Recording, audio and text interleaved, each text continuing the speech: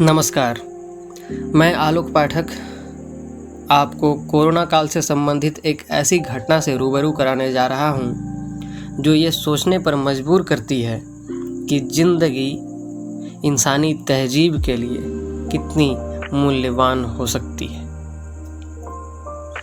इसका शीर्षक मैंने रखा है समर्थ। आइए सुनते हैं।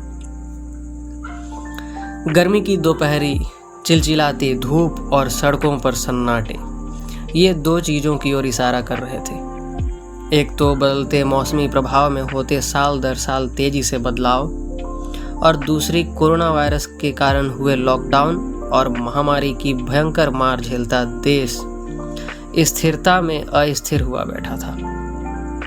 हमारे भी राज्य में बढ़ रहे कोरोना के प्रकोप के कारण पूर्ण लॉकडाउन की घोषणा बीते सप्ताह मुख्यमंत्री जी द्वारा कर दी गई थी। सो बाहर निकलने की तो मनाही थी, इसलिए हमने प्रतिदिन उपयोग में आने वाली सामानों की एक लिस्ट बनाकर पूर्ण सुरक्षा के साथ चौक के दुकान जाकर 15 दिनों के लिए एक बार में ही खरीद ली थी। लेकिन मेरे बड़े भाई का मन घर में लगता ही नहीं था।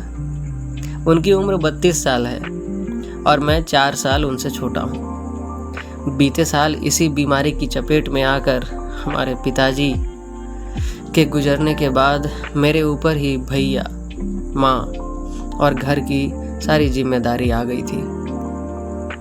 लगभग 5 साल पहले ऐसे ही गर्मी के दिनों में भैया की एक सड़क दुर्घटना में सर पर चोट लगने के कारण उनकी मानसिक स्थिति पर गहरा प्रभाव पड़ा था। उनकी नौकरी भी चली गई और वे ज़रूरत से ज़्यादा शांत रहने लगी। पहले जैसी चेतना लाने का प्रयास हमने बहुत किया, लेकिन हम असफल रहे। इक्का दुक्का बेहतरीन डॉक्टर से अपने सामर्थ्यानुसार इलाज भी कराया, लेकिन कहते हैं ना कि प्रभु की मर्जी और समय की मार का फल सबको झेलना ही पड़ता है। मैंने 2 साल पहले एक अपने ही शहर की छोटी सी कंपनी ज्वाइन कर ली थी, जिससे रोज़मर्रा की ज़रूरतें पूरी हो जाया करती हैं। लेकिन कोरोना वायरस नामक तूफान के आने से सब अस्त व्यस्त हो चुका है। बढ़ते संक्रमण के कारण सभी एम्प्लॉयज़ को वर्क फ्रॉम होम दे दिया गया, लेकिन मेरे जैसे बिना लैपटॉप वाले एम्प्लॉय की तो सामत ही आ गई। मैंने एक दोस्त से लैपटॉप कुछ पैसे रेंट तय करके कुछ महीनों के लिए कर्ज स्वरूप मांग लिया। भाई अब काम तो करना ही था, तो मैंने ये उपाय निकाला। एक दिन यूं ही मैं कोने में कुर्सी में बैठे जांघों में लैपटॉप रखकर काम कर रहा था। भैया पड़ोस की आई हुई बिल्ली से बालकोनी में खेल रहे थे और माँ टीवी पर कोरोना की न्यूज़ देख रही थी। अपडेट भी ज़रूरी है। न्यूज़ वाले हमारे ही शहर की एक घटना दिखा रहे थे, जिसमें एक बूढ़ी माँ को कोरोना की रिपोर्ट पॉजिटिव आने पर उनके बेटे बहू ने उन्हें घर से बाहर निकाल दिया था। न्यूज़ वाले बता रहे थे कि उस बुढ़िया माई को उनके ही घर के आसपास गली में एक कंबल ओढ़े एक किराना दुकान वाले ने देखा था, लेकिन पिछले 24 घंटे से उनका किसी को पता ठिकाना मालूम नहीं है। मैंने मन ही मन सोचा कि कैसी स्वार्थी दुनिया हो चुकी है आज की। कुछ ऐसे भी इंसान हैं जो खुद के प्राणों की चिंता किए बिना दूसरों की जान बचाते हैं, जिन्हें सरकार द्वारा बहादुरी के तमगों से नवाजा जाता है। वहीं कुछ लोग ऐसे भी हैं जिनसे उनका सृजन हुआ उन्हें ही मरने के लिए छोड़ देते हैं। ख्यालों से बाहर आकर मेरी नज़र दरवाजे पर पड़ी। भैया रोनी सूरत और आंखों पर पानी लिए स्तब्ध खड़े थे। मैं लैपटॉप बिस्तर पर रखकर भैया के पास गया। मैंने पूछा, भैया क्या हुआ? तो उन्होंने अपनी लड़खड़ाती जबान से कहा, क्यों करते हैं लोग ऐसा? मैं उन्हें बाहों से थामकर माँ के पास ले आया। माँ ने भी उनकी बातें सुनी थी। वो भैया को कुछ समझाती हुई अपने करीब बिस्तर पर बिठाकर माथा सहलाने लगी। मैंने मन ही मन भगवान से कहा, भगवान इनकी बची खुची सोचने समझने की शक्ति लौटा दो। भैया पहले से ही थोड़े शांत स्वभाव के थे, पर उनका बोलना दुर्घटना के बाद और कम हो गया था। लेकिन आज तो उन्होंने सुबह से कुछ बोला ही नहीं था।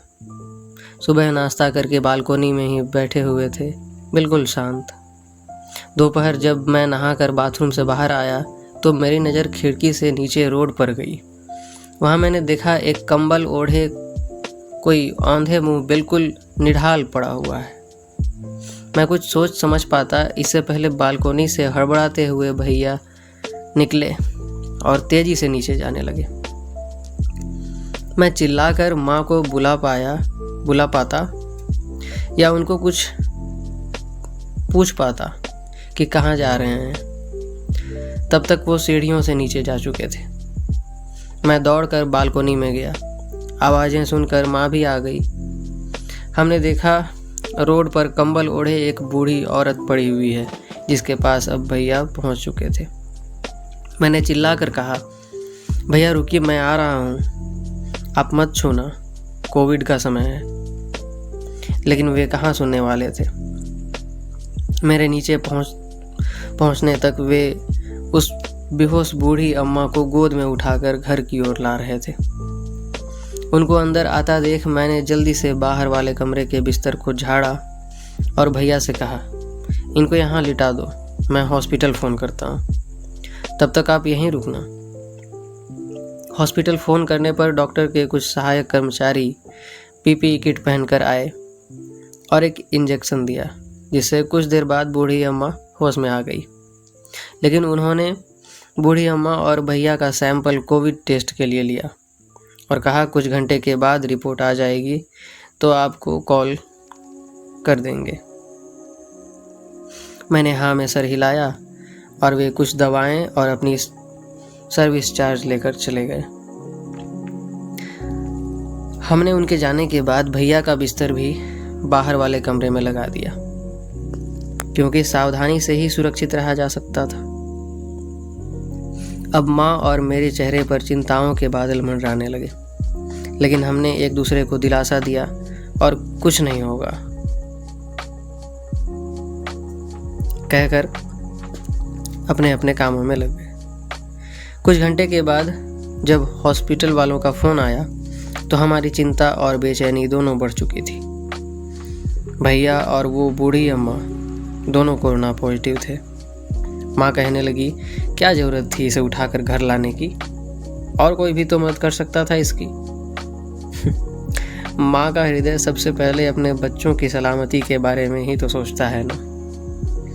मैंने माँ को उम्मीद बंधाई, ये कहकर कि ये दोनों ठीक हो जाएंगे माँ, बस जैसा हॉस्पिटल वालों ने कहा है वैसे इनको दवाइयाँ और खाना खिलाना होगा, तुम चिंता मत करो। बूढ़ी अम्मा को होश तो आ गया था, लेकिन हमारे कितना भी पूछने पर वो कुछ बोल नहीं रही थी।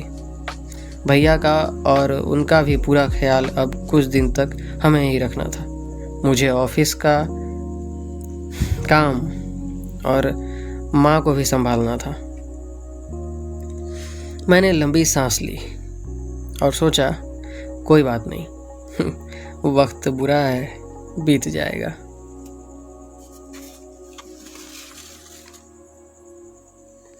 लेकिन अब सांसें ही तो कम पड़ने वाली थी।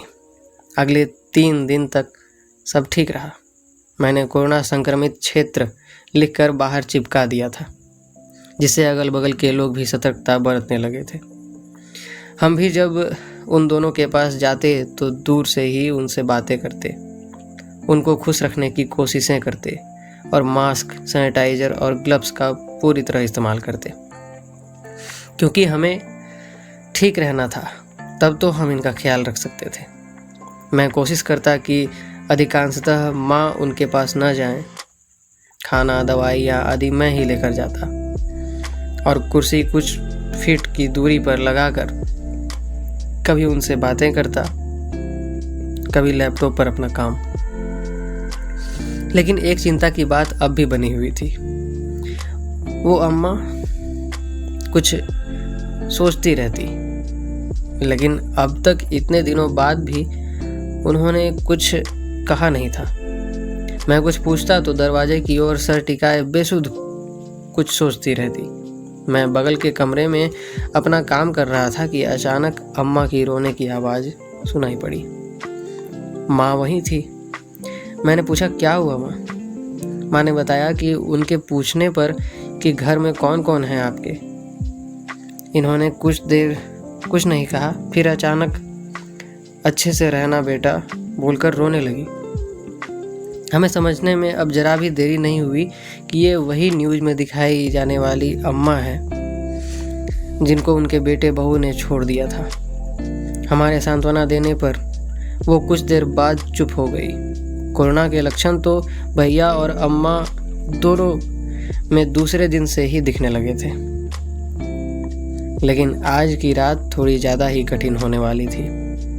आज चौथा दिन था, रात हो चुकी थी।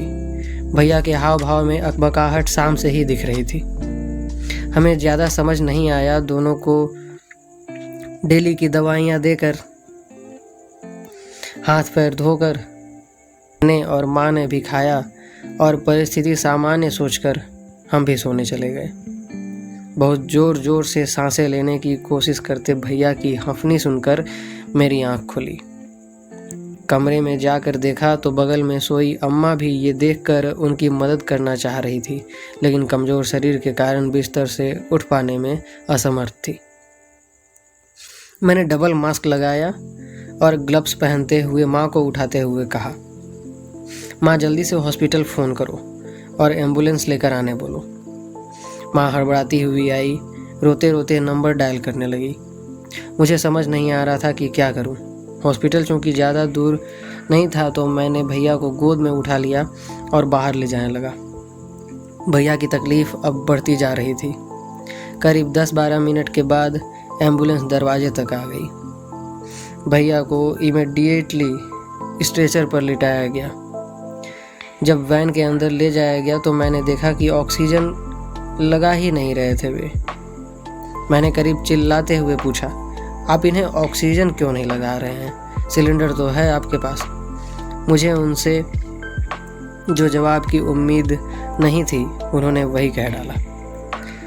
शहर भर में ऑक्सीजन की भारी किल्लत का सामना कर रहे थे सैकड़ों मरीज, जिनमें अब मेरे भैया का नाम भी शामिल हो चुका था। उन्होंने कहा, पहले इन्हें हॉस्पिटल ले जाते हैं, फिर जो बन पाएगा करेंगे। मैंने सोचा, बन पाएगा करेंगे? ऐसा कैसे कह सकते हैं ये लोग? जो इंसान खुद की चिंता किए बगैर दूसरे की मदद करने दौड़ पड़ा, उसको असहाय कैसे छोड़ सकते हैं हम? हॉस्पिटल पहुंचते ही मैंने उनसे कहा, आप ऐसे मरीज को ढूंढिए जिसे ऑक्सीजन सिलेंडर की ज़रूरत ना हो या कम हो, प्लीज़ जल्दी कीजिए। भैया ने मेरा हाथ ऐसे पकड़े हुए था जैसे कह रहे हों, बचा लो मुझे, मैं मरना नहीं चाहता।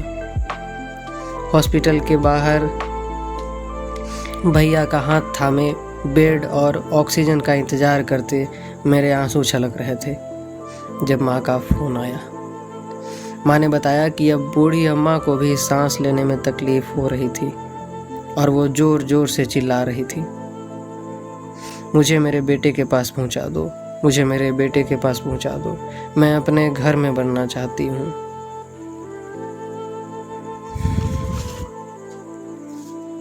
मैं एकदम मजबूर महसूस कर रहा था। चाह कर भी कुछ नहीं कर पाने की स्थिति में था मैं।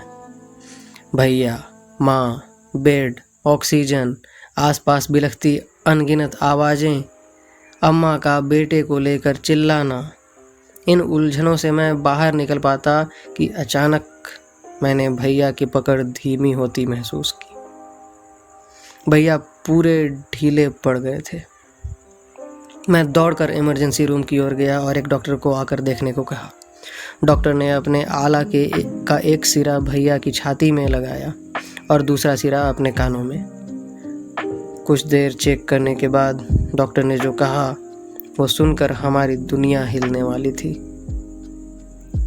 I am sorry, he is dead. मैं लड़खड़ाते हुए जमीन पर बैठ गया। डॉक्टर के पैरों को पकड़कर मैंने कहा, प्लीज़ डॉक्टर ऑक्सीजन लगाइए, वो बेहोश होंगे, कुछ कीजिए डॉक्टर, कुछ कीजिए। मेरी तसल्ली के लिए उन्होंने एक और डॉक्टर को भेजा। उन्होंने भी वही बात दोहराई और संभालिए खुद को कहकर चले गए।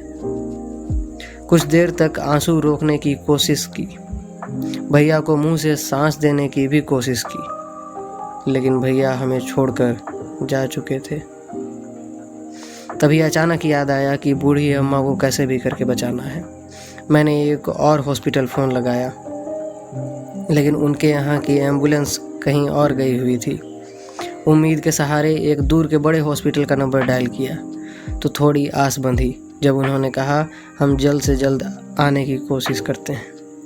मैं हिम्मत बांधकर माँ को फ़ोन करने की सोच ही रहा था कि मोबाइल वाइब्रेट हुआ। माँ का फ़ोन था।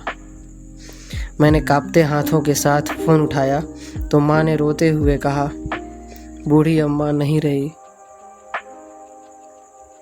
मेरे सोचने की शक्ति छीन होती जा रही थी।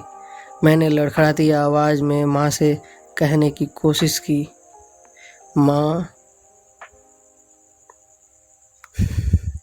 मेरी इसके आगे आवाज़ नहीं निकल रही थी। मैं फूट फूट कर रोने लगा। मैंने फिर से कहा, माँ। माँ बोली, बोलो बेटा क्या हुआ?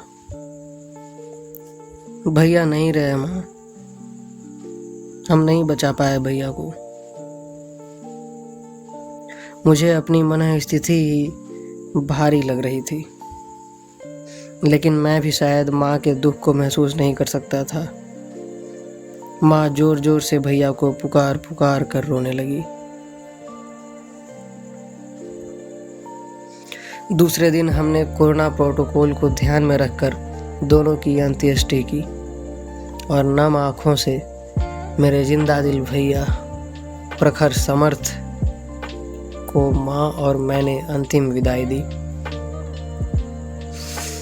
एक तरफ अपनों के त्याग देने के पश्चात तड़प कर मिलने की आस में, तो वहीं दूसरी ओर एक अनजान की मदद कर इंसानियत को बचाने का संदेश देते हुए दो प्राण निष्प्राण हो चुके थे। हम दोनों में भी कोरोना के लक्षण अगले 14 दिनों तक थे। फिर हमारी रिपोर्ट नेगेटिव आ गई, लेकिन घर में अपने नाम के रिक्त स्थान को छोड़कर अनंत गगन की ओर एक सीख देते हुए चले गए मेरे प्यारे भैया। इंसान की मानसिक स्थिति चाहे सही नहीं हो, लेकिन उसमें इंसानियत फिर भी सांसें लेती रहती है।